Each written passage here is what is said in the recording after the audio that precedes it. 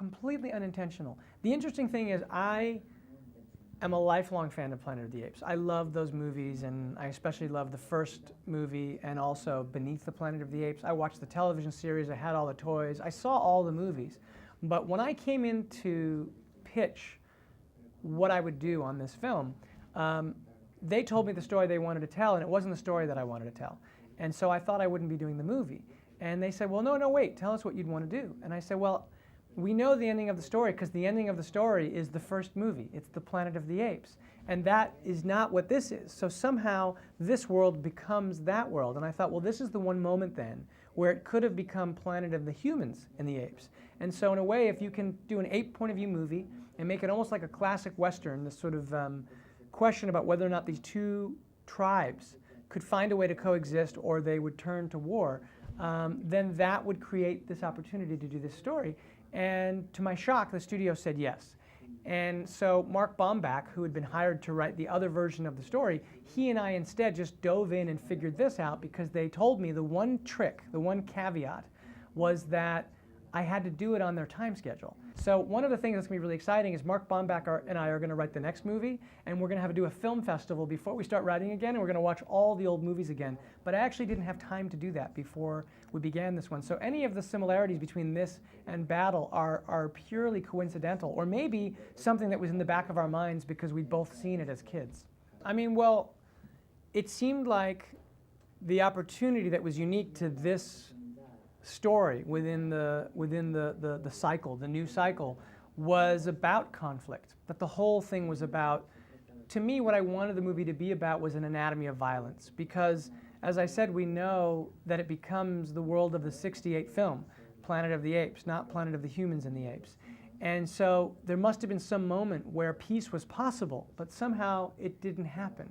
And so I wanted to examine that moment and make this a kind of examination of the struggle that we have to overcome violence. And not just the violence between the two species or the violence within the populations, but actually within each of the characters. Caesar's actually grappling with his sort of internal violent impulses and trying to master that side of himself. Because to me what's exciting about Planet of the Apes is that it's really a metaphor for looking at our own nature. You know, I mean, the big conceit is that the fantasy is that the animals have taken over the planet, but we're the animals that took over the planet. And so when you look into the face of these apes, you're really looking at our own nature. And so that does become a story that's about conflict and war, and kind of like the eternal struggle that man has, you know, to sort of overcome that. And that was really why that was the focus. So that was one of the most complicated shots in the movie to do, where Koba gets on the tank. And I really enjoy in movies point of view, even restricted point of view. The idea of taking in something from a very limited point of view, and the idea that over the course of that shot you then take in the totality of what's happening.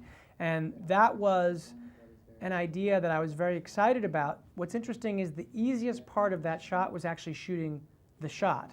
And by that what I mean is we put the camera on the turret of a tank, and it drove through the set as it spun all the way around and took in the set and then crashed into the doors of the colony. Now the doors were supposed to come down and they actually didn't, so that didn't even work. But there's nothing on the set, so there are no actors, there are no stuntmen, it was just a shot of a set. And then the idea is then you go into what's called the volume, which is essentially a sound stage with fluorescent light, no set, and you work out each piece of action that's going to be in that shot. So we did months and months and months of different vignettes. We did Koba on the tank, the fight with the guy inside the tank, the different parts of the set where you saw the apes with their spears and the apes swinging down and the explosions knocking them down and the apes coming over the trolley and Koba coming back up and getting shot at. And it took us about a year to do that shot. And most visual effect shots, you work on them and you get what's called a version number. And by the time you're done, you do so many that are blocking, so many that are approving the animation, and then finally your lighting renders. And by the time you're done, you may have gone through 200 iterations of a shot. On this particular shot, when I finally approved it, which was in the last week before we finished the whole movie, they'd been working on it for about a year, they were on version 1030. And when I told Weta that I thought that we finally had it, they popped champagne, and there were people who had spent essentially a year of their lives working on this shot. It was very complicated.